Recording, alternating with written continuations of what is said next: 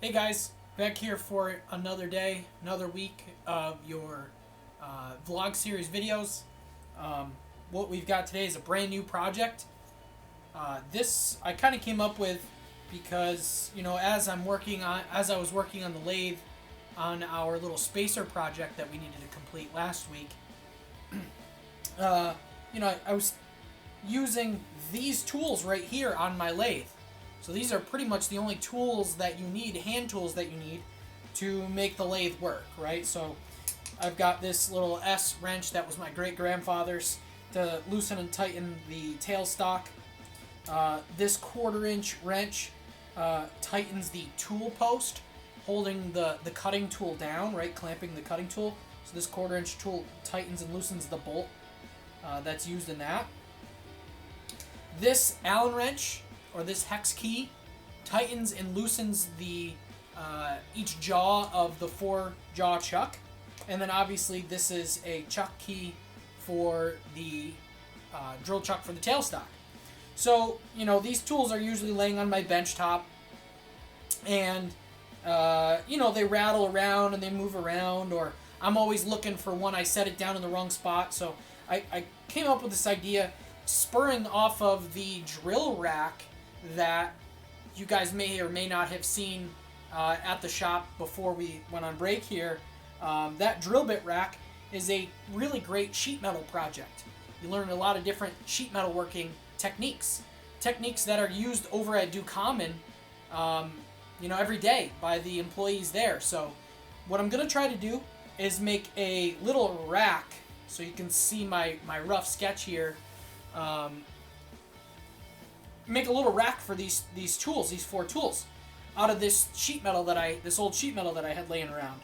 This is just carbon steel. It wasn't rusty when I bought it, but it's been outside here in my shop, and the condensation has gotten the surface rusty. So I'm going to clean up the rust off of it the best that I can, and using this little palm sander. I don't have shop air out here in my workshop, so I can't really use like a dual action sander, like a DA sander, a pneumatic sander like you would have at the school. But I do have this little palm sander with some sandpaper on it. We'll clean up the rust off of here, and then we'll do some layout with layout fluid and a caliper to scribe in where we need to make our cuts and our bends. And then I also have built in here what's called a hem. So in sheet metal working, the termination of the end of the sheet metal sometimes ends in what is called a hem. And that just helps break that edge so it's not a sharp edge. And it also gets rid of, or creates a little bit of extra structure there on the edge. And then what we're going to do is some little solution that I came up with to hang the tools. I'm going to take this aluminum tube and cut it to the right length so this 1/4 inch bolt fits inside of it, and we'll make little standoffs that the tools will hang on. So it'll hang on those little standoffs and just kind of rest there, and then when I need them I can pull them off really quick.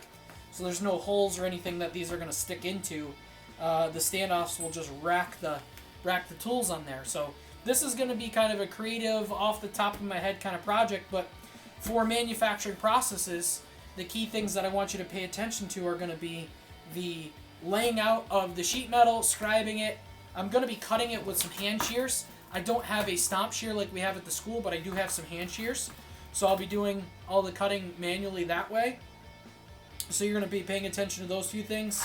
And then for my 7th grade class, I'm going to post this to 7th grade as well. And this is kind of a good extension of that little cardboard model that I made. So, we talked about that cardboard model. Hey, could it be made out of a different material?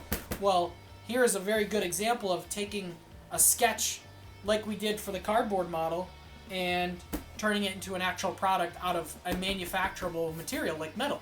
Okay, so again, I'm going to probably do a time-lapse video here, so this video is not super crazy long. I got to keep them within 15 minutes. So you guys will see me doing some work, some cleanup of the metal, and then this might take a couple days to complete.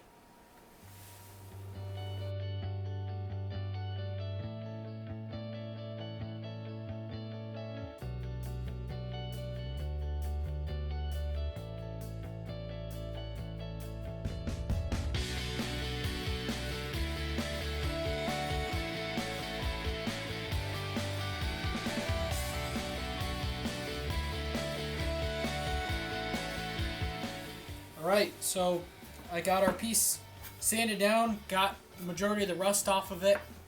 I'll have to do a little bit more sanding in the end anyway to get rid of this layout fluid that's on there.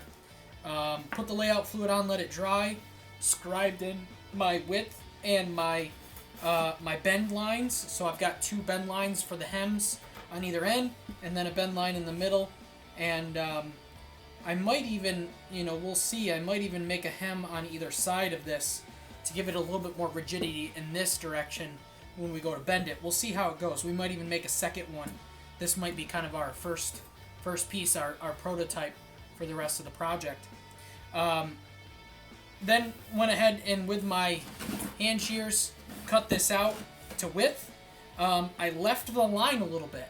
It's hard to see on the camera here, but I did not cut all the way to the line. I left the line a little bit because we do have a pretty nasty burr on this edge. So I'm going to be doing some sanding, some filing to get this down to the right, the right width, and then to get rid of that sharp edge.